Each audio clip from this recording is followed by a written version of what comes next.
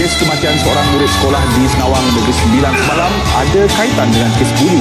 Kes buli di Kedah. Kes buli melibatkan pelajar sekolah kali ini melibatkan seorang pelajar darjah.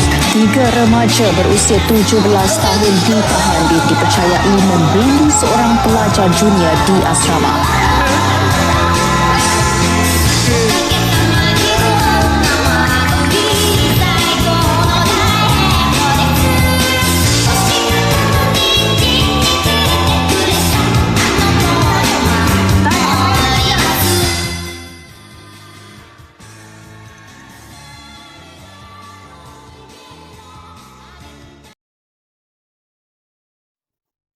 Assalamualaikum warahmatullahi wabarakatuh dan salam sejahtera. Selamat datang ke TV PSS SMK Selandar. Saya Ramia binti Zulkifli dan tajuk kita pada hari ini ialah isu disiplin sekolah, cabaran atau pilihan.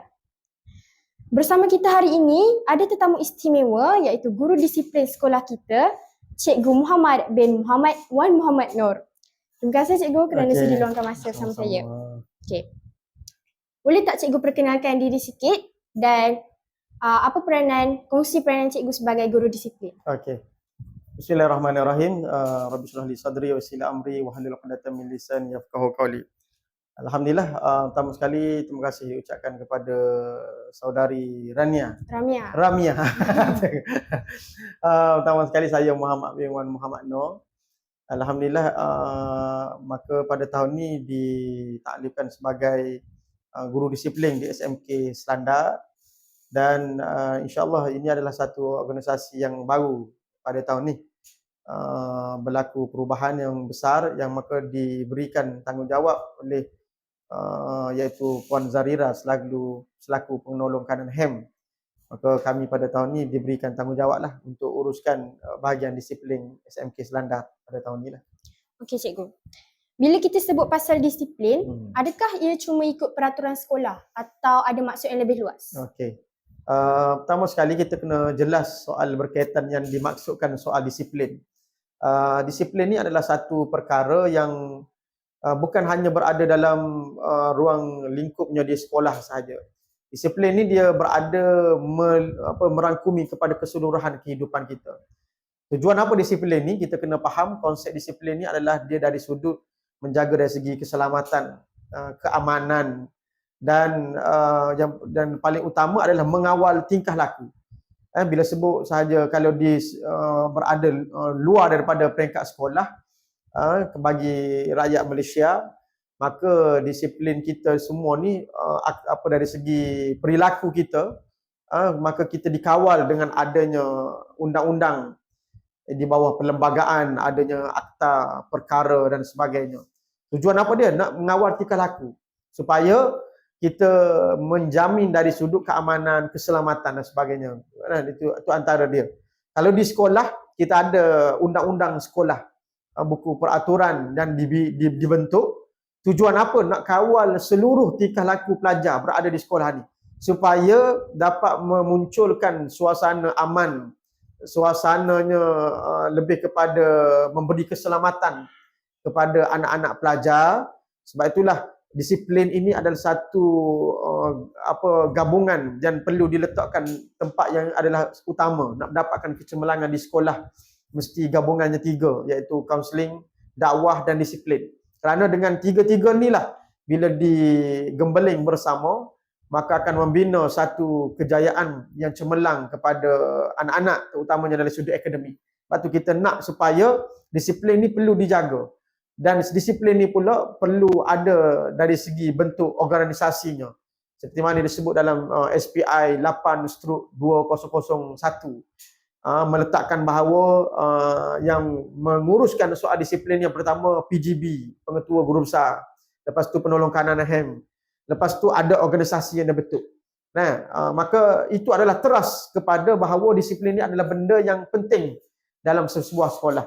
Lepas tu pula kita gembelingkan tenaga pula bersama dengan bukan hanya peringkat HEM disiplin, tapi kita nak seluruh guru. SPI 10/2001 meletakkan bahawa semua guru adalah guru disiplin. Di sini nak menzahirkan bahawa KPM ni mengambil satu benda ni sebagai perkara yang serius. Untuk kita letakkan bahawa disiplin mesti menjadi asas utama dalam nak meletakkan keadaan suasana sekolah kita ni dalam keadaan yang selamat, aman dan anak-anak dapat belajar dengan baik, dapat ke kelas dengan baik, dapat menonjolkan bakat masing-masing dengan baik tanpa ada tekanan dari segi emosinya, dari segi fizikalnya dan sebagainya. Maka itulah perkara yang perlu kita titik beratkan, soal kepahaman berkaitan dengan disiplin ni dalam kehidupan kita lah. Okey cikgu. Apakah kesalahan disiplin yang paling kerap murid buat sekarang ni? Okey. Kesalahan disiplin yang paling kerap dilakukan, ya, antara yang paling besar, dia isu yang saya nak ambil di sinilah. Nama apa? Ramia. Yang saya nak ambil di sini adalah soal tentang kalau sebelum ni kita dengar curi, buli apa dan sebagainya. Yang tu biasa berlaku, bukan pada zaman kita jahat saja, dia berbeza. Zaman dulu pun berlaku juga. Pukul, gaduh apa dan sebagainya. Berbeza pada tahun ni, pada zaman sekarang ni adalah paling besar risiko yang berlaku adalah dari sudut kesalahan dari segi membabitkan media. Itu paling besar. Sebab itulah dulu ada kes berlaku buli apa semua, tapi hanya tahu di dalam sekolah tu. Tapi pada hari ini dirakam, disebar. Maka dan ditanggung perkara ni bebanan kepada pihak sekolah. Bila nama sekolah tu tersebar yang buat kesalahan disiplin, maka akan dapat pandangannya daripada KPM, PPD dan sebagainya. Inilah antara cabaran yang paling besar. Betul kan? Soalan cabaran kan? Betul. Betul, cabaran. Apa dia tanya? Cabaran kan? Kesalahan murid yang paling kerap. Maka yang paling kerap berlaku pada hari ini adalah soal media, dan cabaran yang paling besar pun kami ambil pada sudut disiplin inilah soal media. Dengan kerapnya berlaku sebaran status, sebaran luahan perasaan mereka tentang apa tindakan yang dikenakan pada mereka di dalam sekolah, mereka zahirkan di dalam media. Maka dia mendapat satu liputan yang cepat, luas dan sebagainya. Maka ni benda yang cukup memberikan satu tekanan, dan kami bahagian disiplin perlu membuat satu persiapan berdasarkan pada pengalaman. Sebab tu kami nak ingatkan bahawa semua kesalahan-kesalahan yang datang pada hari ini, pertama kita kena ambil ini adalah satu ketetapan daripada Allah SWT. Allah berikan pada waktu-waktu tertentu, ni ada satu kes besar datang. Maka daripada kes inilah menjadikan asbab untuk kami belajar, mematangkan kami. Macam mana kami nak harung kalau ada kes macam ni lagi berulang dan sebagainya. Sebab itulah suasana kita tengok pada hari ini, isu gaduh yang kerap berlaku. Isu buli pula, buli fizikal. Bukan hanya pelajar saja dibuli, bahkan ada guru juga dibuli. Ada guru dipanggil dengan nama-nama, saya pun nak tahu juga kadang-kadang dipanggil cipanzi pun ada. Bahkan ada guru yang mana bila marah pelajar respon. Guru betulkan kepala rambut pelajar. Pelajar tersebut pegang kepala guru, tarik rambut cikgu. Ada. Maka ni benda yang bila kita dengar, ya Allah. Sebab apa? Sebab tu kami kata tadi, benda yang paling besar adalah soal media. Bila dia tengok apa yang dibuat di luar, maka inilah dimasukkan di dalam suasana sekolah pada hari ini. Maka ni cabaran yang besar yang perlu kami sama-sama tanganilah bersama-sama. Itu antara. Jadi adakah pengaruh media sosial atau telefon pintar jadi punca utama masalah ini? Ya, betul. Nak ditegaskan memang inilah punca utama. Sebab itulah saya mengharapkanlah, saya mewakili disiplin, mengharapkan pertama kita letak pada sudut pendidikan disiplin ni asasnya daripada keluarga. Keluarga yang masanya lebih panjang daripada guru-guru di sekolah. Lepas tu keluarga perlu ada kepentingan dan meletakkan kewajipan mereka tengok dalam telefon anak apa penggunaan mereka dari segi untuk ilmu ke apa dan sebagainya. Maka kerana apa? Benda ni sepatutnya dibuat.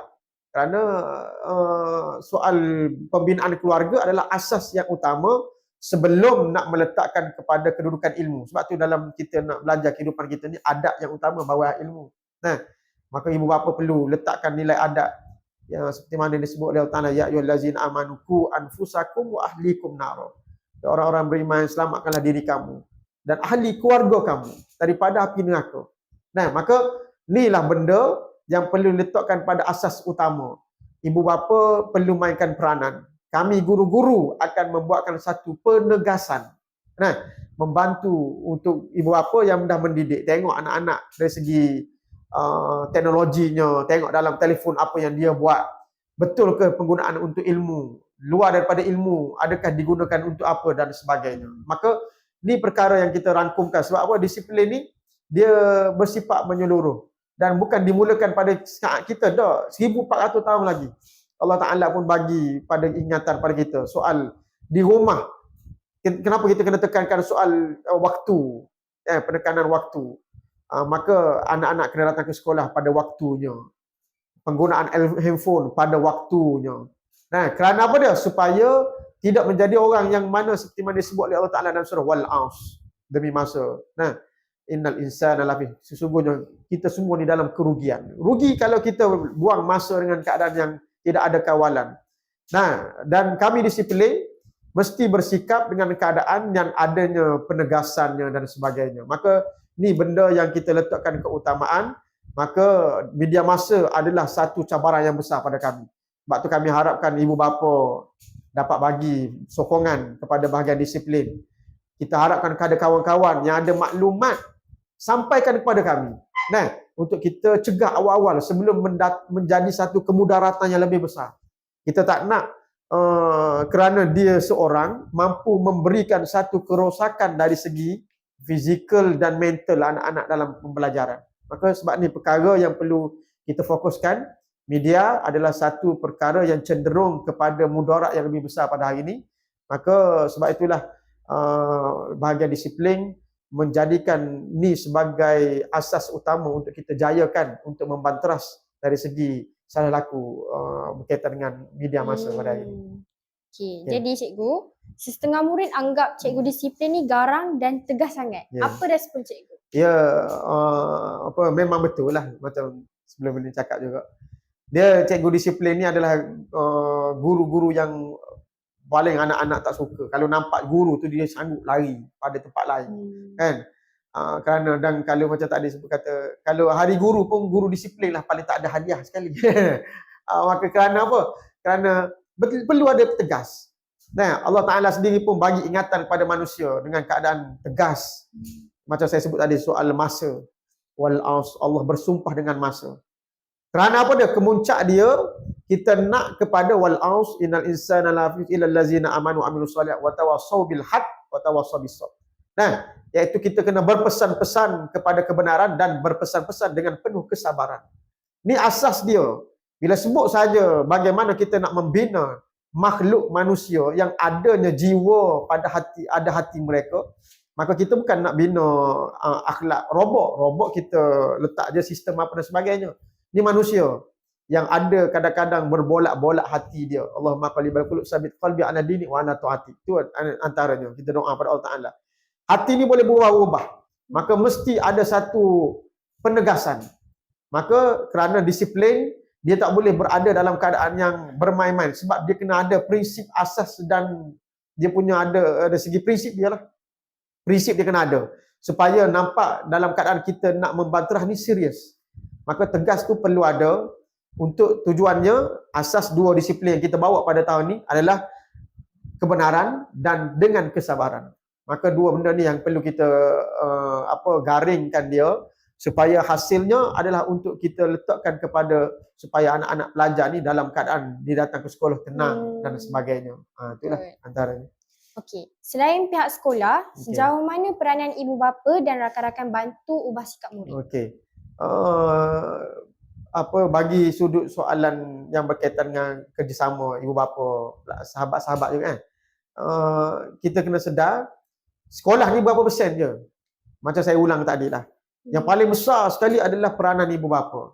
Ibu bapa lah yang perlu membina jati diri anak, hati mereka ditenangkan dengan keadaan mengenal mereka pada Allah Ta'ala dan sebagainya. Nah, sebab kita kemuncak nak mencapai anak-anak berjaya ni, mesti kita kena letak pada asasnya pertama takwa. Takwa. Sebab tu kalau kita nak keluar, kita nak keluarga bahagia. Kita nak keluar daripada kalau anak-anak kita tak buat perangai, anak kita buat kesalahan, kita serabut keluarga kita rasa sempit rezeki dan sebagainya. Asas dia apa dia?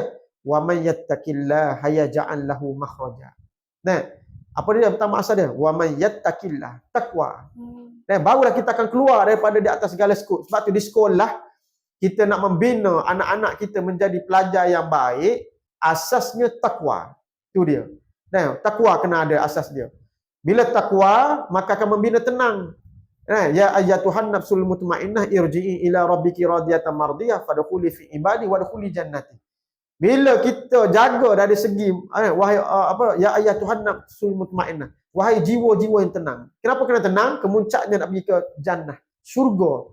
Nah, maka kalau kita nak membina negara sekolah kita ni dalam keadaan yang tenang, dalam keadaan yang aman, maka bermula daripada rumah lagi, ibu-ibu, ayah-ayah, ada satu prinsip asas kena bersama-sama menenangkan jiwa anak-anak dengan meletakkan takwa pada Allah Ta'ala. Nah, jaga kerjasama, disiplin. Kalaulah di sekolah meletakkan disiplinnya kena datang awal, jaga masa. Mak ayah pun kena buat macam tu juga. Mak ayah kena buat, bangun subuh. Ni subuh tak solat. Dia penting, bangun, pergi. Sekolah, nanti bas tertinggal. Solat ke tak? Pedulilah. Macam mana nak takwa pada Allah Ta'ala? Soal anak dengan keadaan berpakaiannya apa dan sebagainya. Maka sebab itulah di sekolah dijaga begini, maka di rumah lebih lagi dijaga. Di sekolah jaga solat Zuhur. Di rumah kena jaga juga solat. Ni solat Zuhur, bila tanya pelajar, Zuhur je solat. Asar, Maghrib, Isyak, Subuh tak. Jadi tak orang panggil tak selari di atas apa pelaksanaan yang dibuat. Maka sebab itulah ibu bapa mesti memainkan peranan. Kawan-kawan peranan yang besar juga perlu diletakkan. Sebab tu ibu bapa dia ada kesinambungan di antara setiap semua tu. Ibu bapa bagikan didikan ingatan. Bagi tahu anak-anak nak berkawan, cari kawan yang memberikan motivasi pada mereka. Naikkan nilai positif pada mereka. Pilih kawan. Yang banyak berlaku pada hari ni kerana kawan yang jadi rosak gitu. Asal dulu okey, sekarang kawan apa? Isap rokok sama-sama dengan kawan. Kawan berkapal, kita pun nak berkapal juga. Last sekali kita lebih terhanyut dan akhirnya tergadai maruah. Ni yang berlaku di sekolah pada hari ni. Maruah tergadai. Dan saya kata tadilah macam kita bincangkan tadi tentang media. Tergadai maruah pula sekarang ni, bukan dulu ada tak gadai maruah ada. Tapi sekarang ni gadai maruah secara terbuka, meluas, tanpa ada sekatan dan tidak ada batasan. Dan kami bagi disiplin, bila uruskan kes ni, kita akan ada protokol-protokol perjalanan pengurusan disiplin kita, siasatan dan sebagainya. Dan perlu kita buat report polis dan sebagainya. Supaya ada gabungan di antara sekolah dengan polis, sebab kita pun bekerjasama dengan PDRM. Adanya pegawai perhubungan sekolah PPS dan sebagainya. Maka sebab itulah saya harapkanlah di sini sampai mesej ni kepada ibu-ibu, ayah-ayah di luar sana, bagilah sokongan, bagilah kerjasama. Datanglah ke sekolah untuk ambil tahu tentang perihal anak. Supaya bukan hanya datang pada dialog prestasi, bukan datang masa PABG nak dapat cabutan bertuah ke apa, dapat beras ke apa dan sebagainya. Datang jumpa dengan guru-guru, tanya anak saya macam mana. Kita pun terjemahkan dan sebagainya. Jadi itulah sebab tu saya kata ibu-ibu, ayah-ayah adalah contoh yang paling besar yang perlu ditunjukkan pada anak-anak. Hormat ibu ayah, hormat guru, maka anak-anak pun akan sama-sama hormat guru. Sebab tu saya nak supaya, kerana benda inilah yang akan diwarisi. Kami ibu bapa juga ada dan guru juga. Kita bagi ilmu pada mereka, tujuan apa dah? Kita nak generasi yang dibina selepas-lepas ni pun adalah generasi yang sama, hormat juga.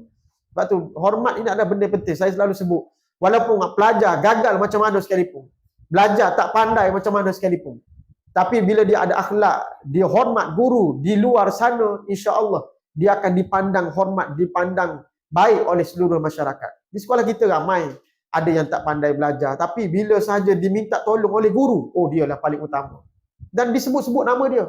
Jadi yang tu kita nak. Sebab sekarang ni di luar pun ramai yang pandai, tapi tak ada akhlak, akhirnya terlibat dengan rasuahnya, pecah amanahnya dan sebagainya. Maka saya harap kerjasama inilah guru-guru, pelajar-pelajar dan juga ibu bapa yang paling utama tu disatukan bersama-sama untuk menjayakan agenda disiplin yang kita laksanakan di sekolah.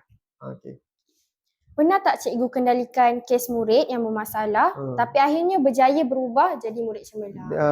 Ada pernah lah, seperti mana saya dulu, saya ulang berkaitan dengan kes. Saya dulu belajar tentang disiplin ni bila berada di Sabah dulu. Masa 2020 dalam tahun 2021 begitulah, 2021 tengok 2020. Kesnya di Sabah. Saya dulu posting Sabah 2014 di SMK Elokura. Maka berada di bahagian disiplin, ketua disiplin kat sana. Dia suasana berbeza. Dia nama apa nama? Ramia. Dia berbeza. Di Melaka ni dia ada gaduh dan sebagainya. Dia ada gaduh, dia ada curi apa semua. Di sana dia skop dia kes sama, cuma berbeza pelaksanaan dia. Pelaksanaannya berbeza. Dari segi kalau bergaduh mereka panggil satu kampung datang, 3 van datang bergaduh. Bergaduh. Dan lagi sana lagilah ni kami bahagian disiplin lagilah banyak risau. Saya bahagian ketua sana, ketua disiplin. Bahkan orang cikgu yang asal Sabah sendiri pun tak nak jadi ketua. Saya dulu mula-mula fikir kenapa. Tapi bila kita kan baru-baru posting kan. Jadi bila orang bagi kita sami'na wa ata'na je, pengetua kata saya lantik awak jadi ketua, terima je lah. Kan? Sebab apa? Di sana bukan hanya secara serangan fizikal, tidak. Bahkan senang cerita unsur-unsur mistik tu ada. Saya kat rumah saya berapa kali ada benda dihantar dan sebagainya. Saya pergi uruskan disiplin pelajar di sekolah asrama. Sekolah saya asrama ada. Malam-malam berdiri tengah depan-depan pintu, isteri tengok, baliklah ada benda berdiri, mistik, unsur mistik. Dia ada sihir-sihir dia dan sebagainya. Dia benci. Bila-bila lagi kita ni ada lagi lah sentimen soal semenanjung dan sebagainya. Dia kesnya bila saya uruskan disiplin, ada seorang pelajar ni yang kata bergaduh, dia panggil kawan-kawan dia datang, 3 van, tak bagi saya keluar. Saya keluar, pengetua maklum, ustaz jangan balik, ada 3 van tunggu kat luar, tunggu polis datang iring. Saya nak ambil anak lagi, masa panjang lama, akhirnya saya turun seorang-seorang. Saya beritahu pada bang, beginilah bang, kita settle lah di atas. Dan dia kata, mari bah kita sparring ni bergaduh lah. Kata, jomlah kita sparring, kata, gini lah bang, tak payah dulu, kita bincang dulu. Kalau betul salah, abang nak buat apa pada saya, kalau hari ni Allah takdir saya mati di tangan abang, matilah saya. Biar dengar begitu, okey, pergi bincang. Anak pelajar tu memang, saya baik dengan dia. Tapi tak sangka dia bergaduh, dan saya marah dia, sebab saya kecewa, depan saya lain, belakang lain. Tapi hujung perbincangan tu, saya angkat kaki anak dia letak atas bahu. Senang ginilah kau pijak je aku depan-depan. Akhirnya saya ceritakan benda tu kepada ayah dia. Ayah dia pun terkejut. Uish, sampai begitu. Dia tampar pula anak dia. Bodoh kau ni, apa begini. Dia balik. Ialah Allah tetapkan.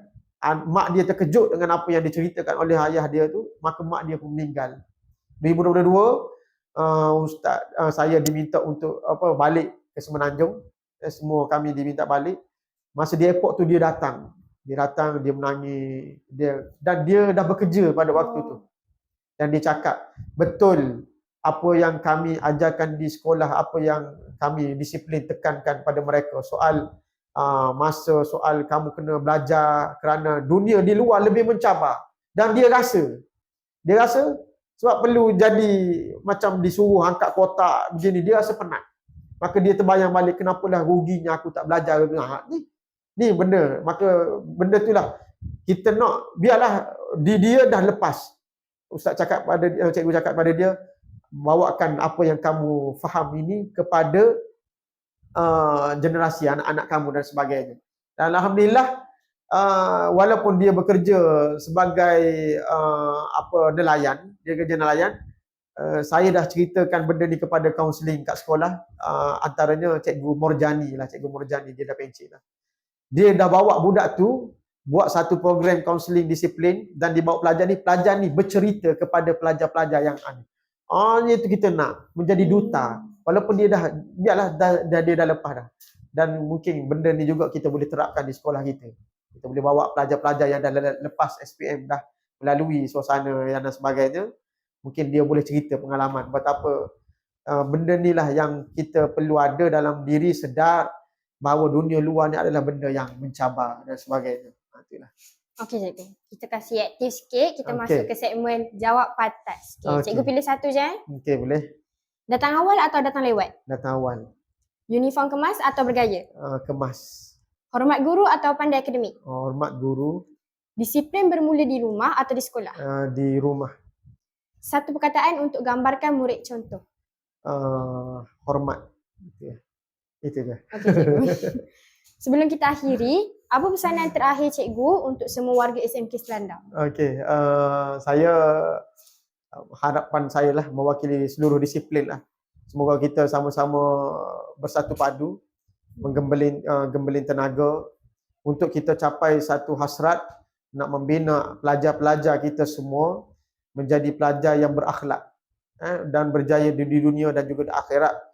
Terjaga hubungan mereka dengan Allah, maka Allah akan titikkan penjagaan kasih sayang di dalam hati mereka. Hablum minallah, hablum minan nas. Jaga hubungan dengan Allah Ta'ala, maka Allah akan jaga hubungan kita dengan manusia. Maka inilah akan membina keamanan, kedamaian di sekolah, dan saya harapkan supaya generasi yang kita didik pada hari ini inilah yang akan menjadi pengganti kami untuk meneruskan keamanan, kedamaian, ketenangan dan kecemerlangan dunia dan juga akhirat kepada pelajar-pelajar SMK Selandar. Dan semoga apa yang kami usahakan ini mendapat juga sokongan daripada seluruh ibu bapa, kepada seluruh sahabat handai dan masyarakat kita nak. Kerana benda ni kita buat bukan hanya skop di sekolah, tidak. Tapi kita nak supaya bila keluar di peringkat masyarakat, inilah dia akan terjemahkan kepada pada masyarakat. Contoh ada pelajar di sekolah kita ni bagus akhlaknya, bahkan di luar pun boleh jadi imam, boleh jadi bilal, jadi apalah urusan berkaitan dengan masyarakat dan sebagainya. Jadi ini akan menjadi satu buah hasil yang kita rasa puas sebenarnya dengan apa yang kita nak sampaikan pada mereka lah. Itulah. Okey. Terima kasih banyak Cikgu Muhammad bin Muhammad Noor atas perkongsian hebat ni. Ingat rakan-rakan, disiplin bukan bebanan tapi kunci kejayaan.